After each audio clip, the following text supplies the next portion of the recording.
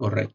Entonces, para hoy, según nuestra planificación, hoy es 11 de noviembre, voy a usar un puntero ahí y ustedes pueden ver acá 11, fecha 11, clase número 30. Entonces vamos a ahondar ahora sobre diagramas de clases conceptuales, pero en realidad estos diagramas de clases conceptuales vamos a ir a un poco de mayor complejidad, que en realidad yo diría la complejidad no en el sentido de un diagrama de clases de 200 clases, ¿no? No me refiero a eso.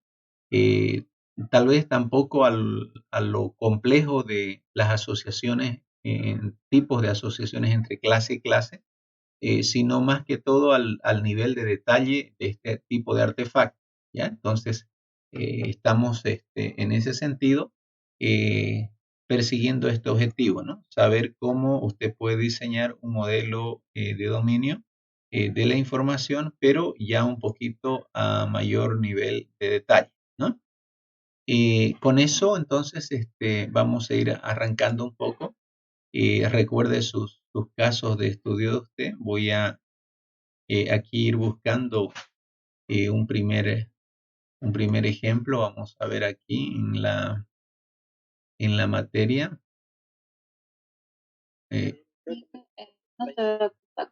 ¿No se ve? Ay, mil disculpas. Y entonces enseguida voy a hacerlo, ¿ya?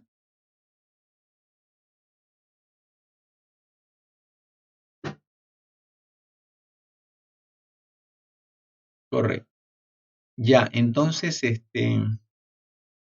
una vez ahí, vamos a ver si los encuentro los ejemplos que quiero mostrarles. Ya, y vamos a comenzar. Correcto, con una en general, vamos a aperturarlo de acá y vamos a comenzar, ¿ya? Ok, entonces rápidamente, mientras va levantando este archivito, vamos a preguntar si estará Guzmán ahí. No, no hay Guzmán, ¿no? Bueno, estamos levantando ahí. Ok, mientras vamos levantando, ¿no está Guzmán? ¿Estará entonces Barberí? Sí, ingeniero, estoy aquí. Ya, la primera pregunta para Barberí, hoy que define su participación en clase, verbalmente, ¿cuál es la estructura de una clase? ¿Me puede indicar, por favor, básicamente cuál es la estructura bien básica de una clase? Ah, recuerde Hablando de un diagrama, cómo se hablando dibuja, de un diagrama, cómo, eh, cómo se dibuja cómo se dibuja una clase en UML. un momento, por favor. Estoy pensando. Ya,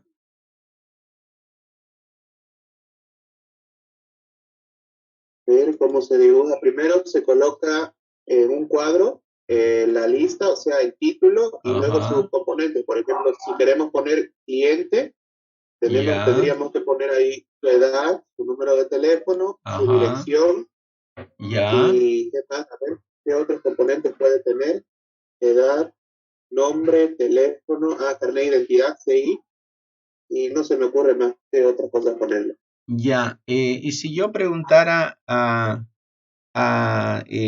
Guzmán, ¿está presente, por favor? ¿Estará presente?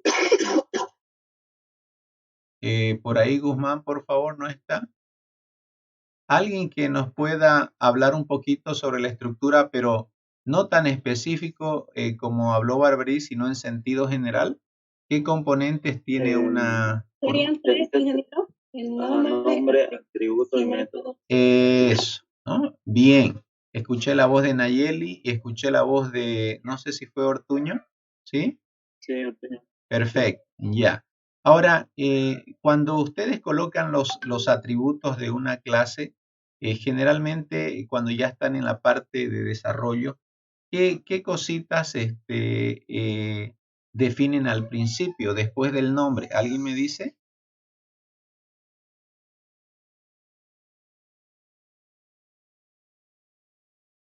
El tipo de atributo.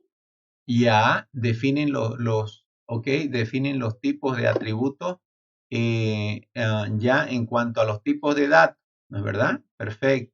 En cuanto a los tipos de datos, van a definir esos atributos, pero al definir cada atributo, ¿van a hacer algún tipo de análisis cuando van a hacer eso? Por ejemplo, el número de teléfono, si es que tuvieran que definir una clase persona, eh, lo pondrían de tipo cadena o de tipo entero el número de teléfono. ¿Ah? Puede ser de tipo cadena. ¿Ah? De tipo cadena. De tipo cadena, perfecto. Ajá. ¿Por qué no de tipo entero, estimado Martín? Porque un número de teléfono puede tener un código internacional y tener símbolo de más al principio. Ya. Si es un tipo de entero, no se podría hacer. O si tiene algún, ¿cómo se dice? Correcto. Una barra, una línea así diagonal, digo, horizontal que lo separe de A3 o de 3 y 4. Ajá. Entonces, además, porque si es tipo cadena, fíjese que el costo en memoria para un entero, para guardar un solo valor nomás, evidentemente requiere más cantidad de bytes, ¿no? Entonces, en cambio, manejando de esa manera, como dice su compañero, obviamente se ahorra incluso memoria, ¿no? Ok, entonces voy a compartir ahorita, voy a compartir esto que tengo acá enseguida y vamos a explicar sobre esto, ¿ya? Perfecto, entonces aquí yo tengo un ejemplito y cuando ya se trata de diseñar una clase, básicamente usted sabe que un diagrama de clases tiene varias de estas clases, ¿no? Por ejemplo, si usted está mirando su pantalla, usted verá y está familiarizado con una lista cualquiera, ¿no? Como esta que usted ve ahí, que si quisiera representarla, obviamente, usando UML, tendría que usar una notación, algo así, ¿no? Una lista cualquiera, que obviamente los lenguajes hoy de programación, la mayoría ya tiene esas estructuras listas para que usted las pueda usar, ¿no? Solamente declara una variable de ese tipo lista y las puede manipular sin problema. Antiguamente en mis tiempos no había, ¿no? Cuando nosotros queríamos al menos utilizarlas en algún lenguaje muy básico, no había esa estructura lista para usarla como hoy, ¿no? Entonces, pero demuestra, basta un botón, ¿no? Entonces aquí tienen una lista con una sección que lleva el nombre, ¿no? Otra seccioncita, por ejemplo, esta lista L que usted ve aquí, ¿no? La puede apreciar aquí. L que evidentemente tiene una cantidad de posiciones donde N nos hablaría de su dimensión, ¿no? En realidad, una lista no necesariamente está completa o llena de elementos, ¿no? Por ejemplo, una lista puede tener una capacidad, digamos, N, ¿ya? Pero una cantidad X de elementos, ¿no? Entonces, eso es importante también notar lo que estructuralmente, si es memoria estática, uno la puede definir con cierta capacidad, ¿no? Con cierta dimensión, digamos así, pero ya en la hora de tener elementos, esa cantidad de elementos pues podrían ser menor o igual a la dimensión. ¿Me están entendiendo lo que les digo, no es verdad o no? ¿Sí? Ya. Entonces, en ese sentido, mire esta lista L que usted ve aquí arriba, ¿no? Está aquí prácticamente en forma abstracta en un diagrama OML, donde L va a ser un arreglo de tipo entero y N va a ser, vamos a decir así, su dimensión, ¿no? Haciendo referencia que obviamente usted puede reservar más espacio, ¿no? Por si quisiera usar más de N elementos, ¿ya? Vamos a decir así. Ahora, resulta de que hasta ahí usted ha podido incluso hacer eso en sus diagramas de clase, ¿no? Colocar sus atributos, el nombre y comenzar a establecer las asociaciones y la cardinalidad. Pero el próximo paso después de que uno ya ha hecho eso y tiene un diagrama, es decir, no sé si me voy a remitir aquí, vamos a ver, y déjeme ver un momentito, estamos hablando tal vez aquí o ya. Cualquier diagramita de clases que se le pueda a usted venir a la memoria, ¿ya? Vamos a admitir, creo que hay alguien ahí. Sí, ¿ya? Entonces, una vez usted tiene, decíamos, su diagrama de clase, el próximo paso ya es el poder trabajar en esta parte. ¿Cuál parte, profe? En el poder de alguna manera ya trabajar sobre el comportamiento, ¿no? Esa partecita que usted ve ahí. Entonces, nuestro desafío es poder aumentar un nivel de detalle y pensar en el famoso comportamiento, ¿no? Entonces, si yo le preguntara a ustedes, a cualquiera de ustedes, ¿cómo se comporta una lista? ¿Alguien tendría alguna respuesta en términos de métodos, en términos de firmas, de operaciones? Cuando digo operaciones, firmas, estoy hablando de esta parte. En esos términos, ¿alguien podría decirme cómo se comporta una lista? ¿Cómo debiera comportarse una lista?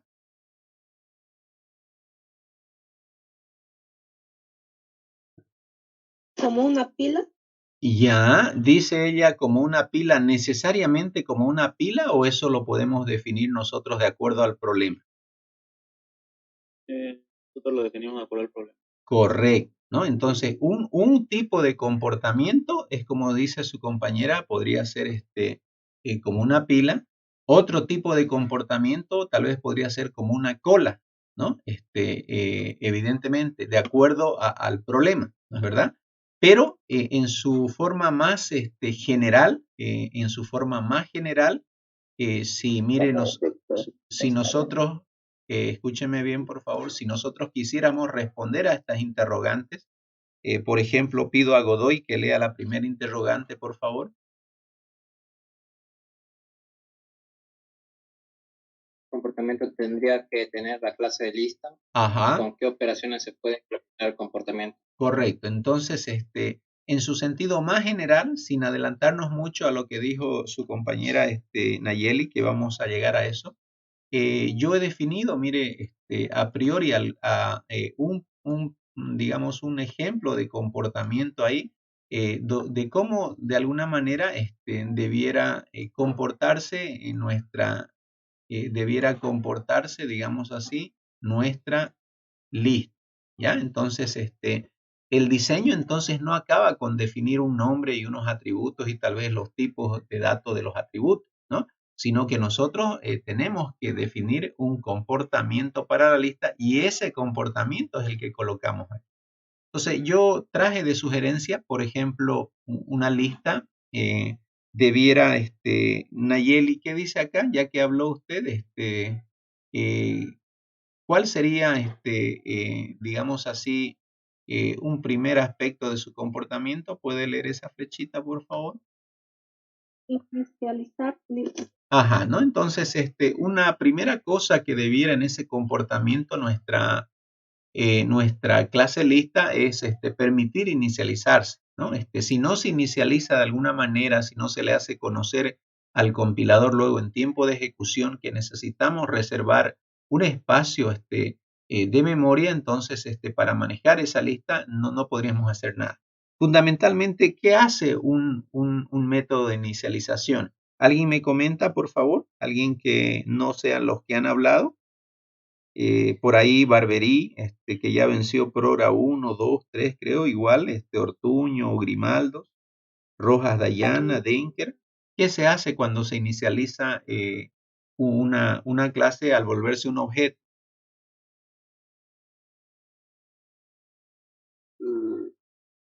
Ver qué se hace cuando... ¿Puede repetir la pregunta, por favor? Claro, un método de inicialización, ¿qué tarea tiene? ¿En qué semestre están ustedes? Disculpen, chicos. Método de finalización. A ver, voy a volver a... Me preocupa primero, ¿en qué semestre están? Yo estoy en el tercero. Y ya, y Godoy,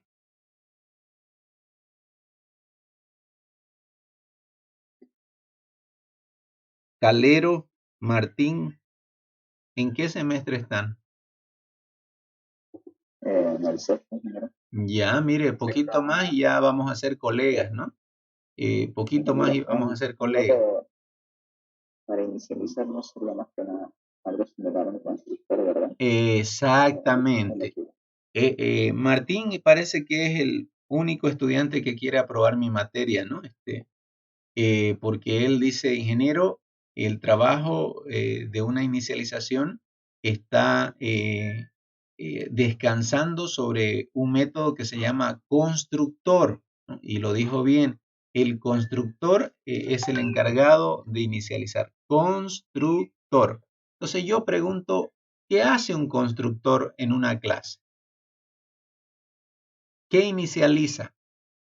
Inicializa nuestro cabello, inicializa nuestro vehículo, nuestro dormitorio. ¿Qué inicializa? Inicializa la lista de componentes que tiene la clase. Wow. No. Todo. Ya, Inicializa los correcto, ¿no? Por ahí escuché voces masculinas y femeninas, ¿no? Pone valores iniciales a los atributos de la misma clase. En este caso, ese constructor que ustedes dicen ahí debiera inicializar estos atributos que usted ve que yo he marcado a la izquierda, ¿no? Entonces, su trabajo es darles un valor inicial, ¿no? Tal vez cada elemento de la lista tendría un valor nulo, un valor cero, no sé, eso depende, ¿no? Probablemente la dimensión también es importante que se sepa cuánto hay, eso hace un constructor.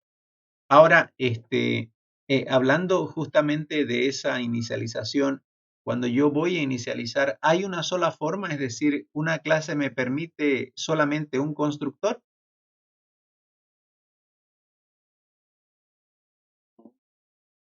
Ajá. ¿Cuántos constructores puedo tener? ¿Dos, no ve? Ajá, ¿no? Ingeniero, eso depende del problema y cómo usted vaya a usar luego esa clase. Puede ser que necesite más de un constructor, ¿no? Entonces, no habría ningún problema, ingeniero, en usar el mismo nombre, pero ya diferiría en qué cosa, en los parámetros. Ajá, ¿no? Y eso tiene que ver ya con un polimorfismo, ¿no? Cuando ya usted tiene con una sobrecarga ahí de métodos, ¿no? Usted podría usar el mismo nombre, pero con diferentes parámetros. ¿Por qué? Porque va a inicializar esos elementos tal vez de diferentes formas según lo que usted necesite. Eso es muy importante ya en el tema del diseño, chicos, ¿no? Entonces, mire, yo no necesito ir a un lenguaje de programación para poder tener una idea cabal de cómo va a ser el comportamiento de cada clase que yo tengo en el diagrama, ¿no? Bueno, entonces, eso es muy, muy importante. Yo le hago otra pregunta. Si bien este método es especial del constructor, este constructor viene a ser ¿qué sería? ¿Es un procedimiento o es una función? ¿En qué categoría podría caer?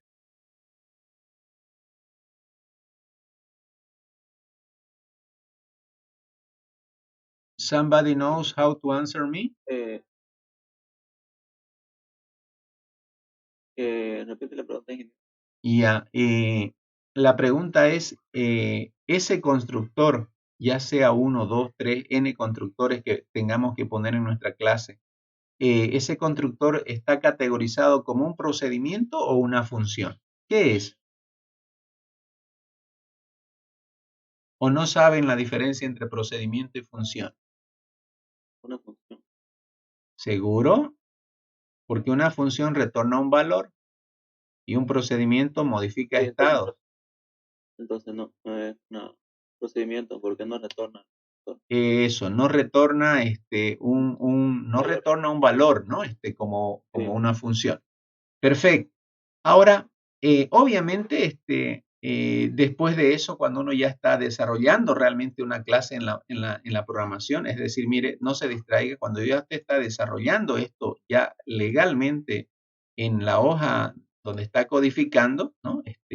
Es evidente de que usted pone ahí sus atributos, pone antes incluso de poner su constructor, usted construye sus set and gets, ¿no? Que son básicamente funciones especiales para poder acceder a estos atributos, ¿no? Acá tiene sus atributos y luego tiene sus descriptores, se llaman, ¿no? Esos famosos set y get, ¿me están entendiendo, no?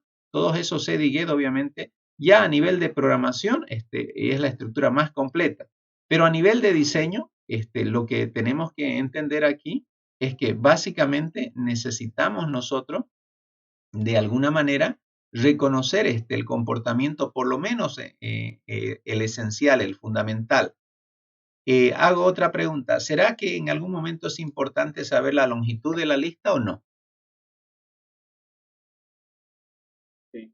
Ajá, ¿no? Sí, bueno. Correcto, ¿no? Entonces, en nuestra mente decimos, profe, tenemos que inicializar, en cualquier momento tenemos que saber la longitud de la lista, ¿no? Tal vez, obviamente, tenemos que también en cualquier momento el poder, ¿no? Buscar los elementos, qué sé yo, recorrerlos, es importante.